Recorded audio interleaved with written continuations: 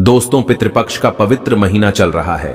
2024 के 18 सितंबर से पितृपक्ष शुरू होकर 2 अक्टूबर को समाप्त हो जाएंगे और 3 अक्टूबर दिन गुरुवार को शारदीय नवरात्र प्रारंभ हो जाएंगे।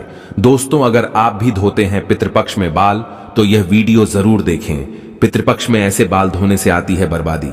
दोस्तों, श्राद्ध पक्ष को पितृपक्ष, कनाकत, श्राद्ध आदि नामों से भी जाना जाता है। जैसा कि नाम से ही स्पष्ट होता है, पितृपक्ष ये पितरों का पक्ष है, यानी कि ये पितरों को समर्पित दिन होता है। इन दिनों में पितरों की आत्मा की शांति के लिए श्राद्ध, तर्पण और पिंडदान किए जाते हैं। धार्मिक मान्यताओं के अनुसार पितृपक्ष के दौरान पूर्वजों का तर्पण, श्राद्ध नहीं करने से पितृदोष लगता है। पितृपक्ष पितरों को प्रसन्न करने और उनकी कृपा प्राप्त करने के लिए बहुत ही खास दिन माने जाते हैं। शास्त्रों के अनुसार पितृदोष सबसे जटिल कुंडली और उच्च दोषों में से माना जाता है। शनि दोष, राहु दोष, मंगल दोष, काल सर्प दोष, गरीबी का दोष, शनि की मार, राहु की मार, कुंडलियों की मार, ग्रह नक्षत्रों की मार, इतनी जटिल स्थिति नहीं होती जितना कि पितृदोष होता है। पितृदोष सबसे बड़ा पाप माना जाता है, संसार का सबसे जटिल पाप और कूर माना जाता है। यदि पितृ प्रसन्न तो देवी देवता प्रसन्न, अन्नपूर्णा प्रसन्न, लक्ष्मी प्रसन्न, धन संपदा, उत्तम जीवन साथी की प्राप्ति होती है। घर में सुकून, शांति, यश, वैभव, कीर्ति, बल, बुद्धि तथा विद्या की प्राप्ति होती है। जीवन सत्य के समान हो जाता है। शुभम पूर्वक जीवन यापन होता है। ईश्वर हमें रास्ता दिखाता है। नए कल की शुरुआत ही पितृ के प्रसन्न होने से ही होती है। इसीलिए कहते हैं कि पूर्वज रूठे ना। माता पिता को जितना प्रसन्न रख सको तो रख लो, यही हमारे ईश्वर है। दोस्तों, पितृपक्ष के इस पवित्र महीने में भूलकर भी अपने केश यानी बाल ऐसे कभी मत धोना, बने बनाए काम सब बिगड़ जाते हैं। अगर आप भगवान शिव से प्यार करते हैं तो कमेंट बॉक्स में सच्चे दिल से लिखे हर हर महादेव, ओम नमः शिवाय, और हमारे चैनल को सब्सक्राइब करके इस बेल आइकन को जरूर दबाएगा। महादेव के लिए एक लाइक तो बनता है, लाइक जरूर करें। दोस्तों, आज का विषय है सुहागिन महिलाएं किस दिन बाल धोएं और किस दिन न धोएं। सुहागिन महिलाएं गृह लक्ष्मी होती हैं। गृह लक्ष्मी यानी कि घर की सुख समृद्धि आप पर निर्भर है। ऐसे में सुहागिन महिलाओं को कब अपने बाल या फिर सिर धोना चाहिए और कब नहीं, यह तिथि और वार पर निर्भर है। दोस्तों, पहले बात करते हैं त्योहारों की। एकादशी, अमावस्या और पूर्णिमा के दिन बाल नहीं धोने चाहिए। बहुत ही घोर अनर्थ माना जाता है। ज्योतिष शास्त्र के अनुसार अगर देखा जाए तो अमावस्या, एकादशी और पूर्णिमा तिथि पर चंद्र या तो उच्च या फिर नीच स्थिति में होता है। ज्योतिष कहते हैं कि चंद्रमा मस्तक को प्रभावित करता है। दोस्तों, दूसरा, हमारे हिंदू पंचांग में तिथि के अनुसार ही व्रत और त्योहार मनाए जाते हैं। ये शुभ दिन है, इनके एक दिन पहले बाल धोने चाहिए, ना कि उस दिन पर। धर्मशास्त्रों के अनुसार माना जाता है कि पितृपक्ष के महीने में किसी भी समझदार कन्या को, स्त्री को, औरत को पितृपक्ष में खुले बाल स्नान नहीं करना चाहिए। घोर पाप माना जाता है। इससे पितृ उत्पन्न होते हैं और पितृदोष लग जाता है। शास्त्रों के अनुसार हमारे ऋषि मुनि पुस्तक में बताते हैं, खुले बाल से जो पानी टपकता है उससे राहु की उत्पत्ति होती है और हमारे पितृगण नाराज होते हैं।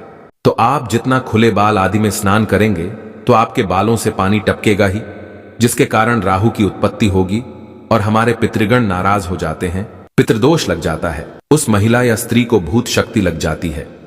पितृपक्ष के महीने में बहुत सी महिलाएं गंगा, तालाब, सरोवर आदि में स्नान करती हैं और वह यह भूल जाती है कि खुले बाल स्नान करने से पितृदोष लगता है। और जब पितृदोष लगता है तथा राहु नाराज होता है तब घर में किसी की मृत्यु अवश्य होती है तथा ग्रह कलेश, ग्रह दोष, महाकाल सर्प दोष, शनि दोष, मंगल दोष भयंकर रूप ले लेता है। गुरु ग्रह भी साथ छोड़ देता है। इसी कारण गंगा, तालाब, सरोवर आदि में स्त्री या कन्या या महिला को स्नान करने से खुले बाल द्वारा मना किया गया है। आप अपने बाल बांधकर स्नान कर सकते हैं। बालों को अगर कसकर बांधकर स्नान किया जाए तो पितृगण नाराज नहीं होते, पितरों की तृप्ति नहीं होती, राहु दोष भी नहीं लगता। शास्त्रों के अनुसार पितृपक्ष के 16 दिन कभी भी निर्वस्त्र होकर स्नान नहीं करना चाहिए। आप जलाशय में स्नान करें, गंगा में स्नान करें, तालाब में स्नान करें, सरोवर में स्नान करें। आप घर में ही अपने घर के बाथरूम में स्नान कर रहे हैं, नहा रहे हैं, तो भी निर्वस्त्र होकर कभी स्नान नहीं करना चाहिए। क्यों नहीं करना चाहिए? क्योंकि आप सब जानते हैं जल के देवता वरुण हैं और हम निर्वस्त्र होकर के स्नान करते हैं तो वरुण देवता का अपमान हो जाता है। इसलिए कहा जाता है कि पितृपक्ष के दौरान शरीर पर एक वस्त्र अवश्य होना चाहिए। एक वस्त्र धारण करके ही स्नान करना चाहिए। भगवान कृष्ण भी गोपियों के वस्त्र चुराते हुए गोपियों से कहते हैं कि तुम्हें नग्न अवस्था में स्नान नहीं करना चाहिए, इससे जल रूपी वरुण देव का अपमान होता है, जल देवता का अपमान होता है, पितृदोष लगता है। भगवान कृष्ण कहते हैं तन पर एक वस्त्र डालकर स्नान अवश्य करना चाहिए। संपूर्ण नग्न होकर स्नान करने वाला पापी होता है। पितृपक्ष में नग्न होकर स्नान न करने का एक और कारण यह है कि पितृपक्ष में हमारे पूर्वज धरती पर आ जाते हैं और वह हमारे इर्द गिर्द घूम रहे होते हैं, हमारे पास होते हैं और उनकी नजरें हमारे ऊपर होती हैं। ऐसे में यदि वह स्त्री को नग्न अवस्था में देखेंगे तो नाराज होकर क्रोधित होकर चले जाते हैं। पुरुष को भी नग्न होकर स्नान नहीं करना चाहिए, इससे भी पितृदोष लग जाता है। हमारे पूर्वज क्रोधित होकर पितृलोक को चले जाते हैं और हमें पितृश्राप लग जाता है, पितृदोष लग जाता है। फिर सारी जिंदगी हमें पछताना ही पड़ता है। कम से कम कमर पर काला धागा बांधकर स्नान करें या अंडरवियर पहन लें, और महिलाएं ब्रा और अंडरवियर आदि पहनकर ही स्नान करें। इससे हमारे ऊपर पितृदोष का संकट नहीं आएगा, पितृदोष नहीं लगेगा। हमारे पूर्वज भी प्रसन्न होकर आशीर्वाद देंगे।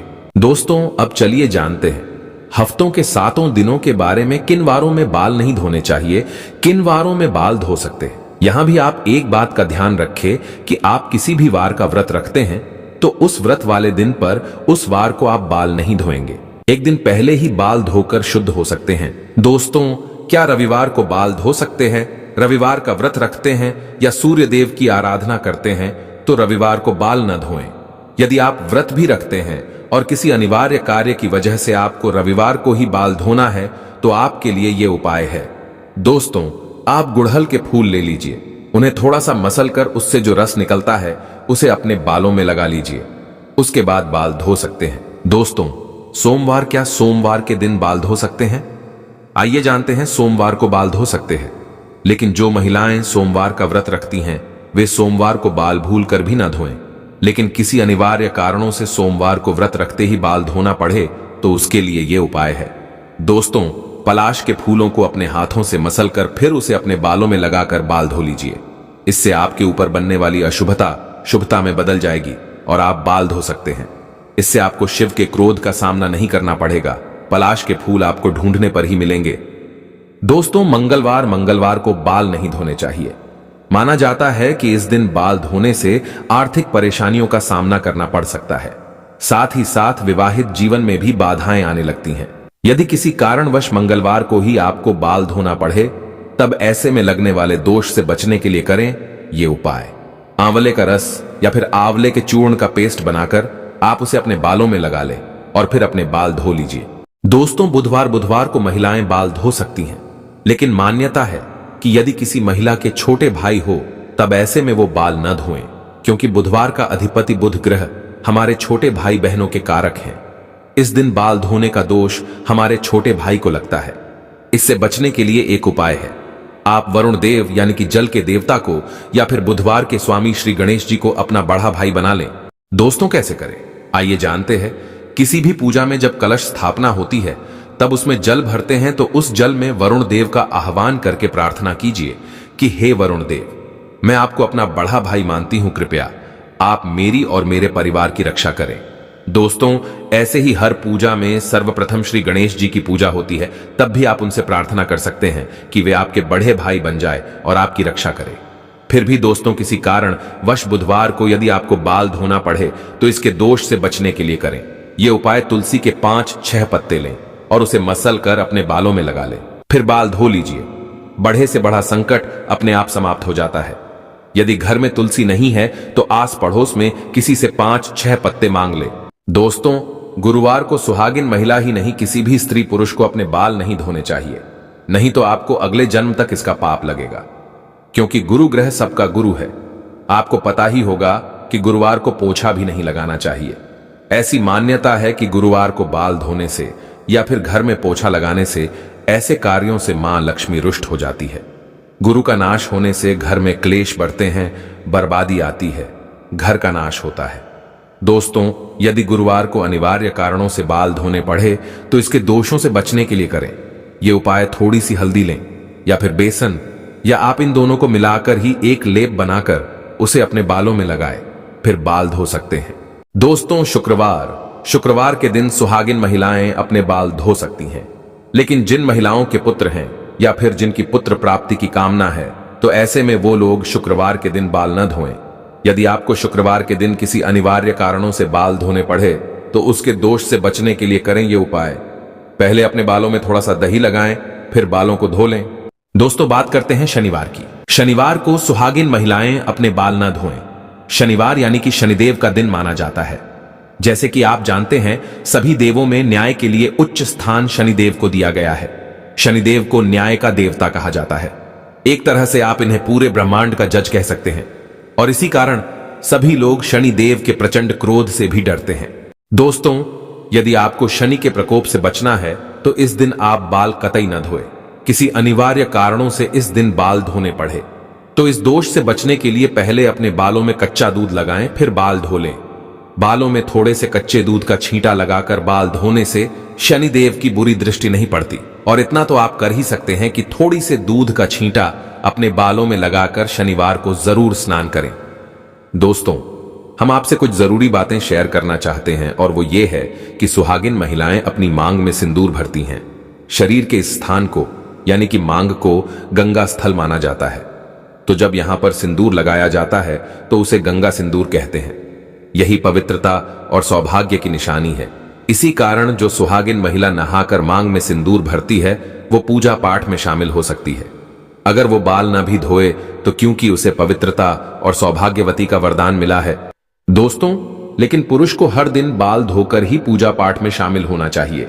एक और डाउट रहता है कि मासिक धर्म के दौरान आप बाल धोएं या नहीं। अलग अलग प्रांतों में इसकी अलग अलग प्रथाएं हैं।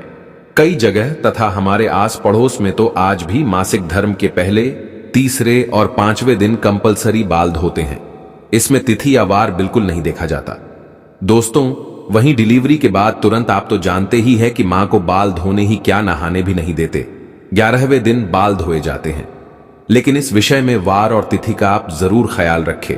दोस्तों, आगे माता सीता कहती हैं, किसी भी सुहागिन महिलाओं को ये 5 बातें पता होनी चाहिए, नहीं तो आपको तथा आपके पति को कभी भी मान सम्मान नहीं मिलेगा। आइए जानते हैं। माता सीता कहती हैं, स्त्री को सदैव अपने बाल बांध कर रखने चाहिए, क्योंकि बंधे हुए बाल रिश्तों को बांध कर रखते हैं। स्त्रियों के खुले बाल घर का विनाश करते हैं, जो कि इसका वर्णन महाभारत काल में मिलता है। खुले बाल नकारात्मक शक्तियों को आकर्षित करते हैं। पूर्णिमा और अमावस्या के दिन बालों को कभी खुला ना रखें। कहते हैं, इस दिन भूत प्रेत या कोई भी गलत ऊर्जा आपके खुले बाल होने से वो आपको अपना शिकार बना सकती है। आपके पीछे धीरे धीरे दौड़ी चली आती है और आप गहरे कुएं में गिर जाते हैं, यानी संकट में आ जाते हैं। इससे बचने के लिए यह नियम तो मानने ही पड़ेंगे। माता सीता ने दूसरी बात बताई थी, कभी भी सुहागिन महिलाओं को पति के बगैर बाहर नहीं जाना चाहिए। इसे तत्काल बहुत ही घोर अनर्थ माना जाता है। माता सीता की तीसरी बात, किसी भी स्त्री को अपने घर की गुप्त बातें बाहर नहीं कहनी चाहिए। इससे उल्टा आपके घर का विनाश हो जाएगा। पड़ोसी के घर भी किसी भी सुहागिन महिलाओं को ज्यादा समय के लिए नहीं जाना चाहिए। ज्यादा तालमेल नहीं रखना चाहिए। माता सीता की चौथी बात, शादीशुदा महिलाओं को अपनी मांग सदैव भरनी चाहिए। जितनी लंबी आपकी मांग होगी उतनी ही आपके पति की उम्र बढ़ेगी। आपके पति को मान सम्मान मिलेगा। जो स्त्री अपनी मांग का सिंदूर छुपाती है या थोड़ा सा लगाती है, उसका पति भी समाज में छुप जाता है। ऐसी महिला का पति हमेशा हार का मुंह देखता है। माता सीता ने बताई थी। 5वीं बात, सुहागिन महिलाओं को अपने पति की कोई भी निशानी कभी किसी को नहीं देनी चाहिए। इससे पति की मृत्यु निकट भविष्य में हो जाती है। पति की कोई भी निशानी पत्नी को सदैव दिल से लगाकर रखनी चाहिए। दोस्तों, अंत में माता सीता कहती है, स्त्री को सदैव अपने पति यानी कि परमेश्वर के पांव अवश्य दबाने चाहिए। पुरुष के घुटने से लेकर पिंडली तक का भाग शनि का होता है तथा स्त्री की कलाई से लेकर उंगली तक का भाग शुक्र का होता है। और जब भी शनि पर शुक्र का प्रभाव पड़ता है तो धन की प्राप्ति का योग्य बनता है। अतः स्त्री को प्रतिदिन अपने पति के पैर दबाने चाहिए। इससे धन, यश, वैभव, कीर्ति, उत्तम जीवन साथी, धन संपदा प्राप्त होती है। दोस्तों, इसलिए हमेशा आपने देखा होगा कि लक्ष्मी जी भगवान विष्णु के पैर दबाती रहती है, और इसी कारण वो धन की देवी है, क्योंकि ऐसा योग्य धन की वर्षा करता है। कमेंट में सच्चे दिल से लिखे, जय माता लक्ष्मी एक लाइक जरूर करें।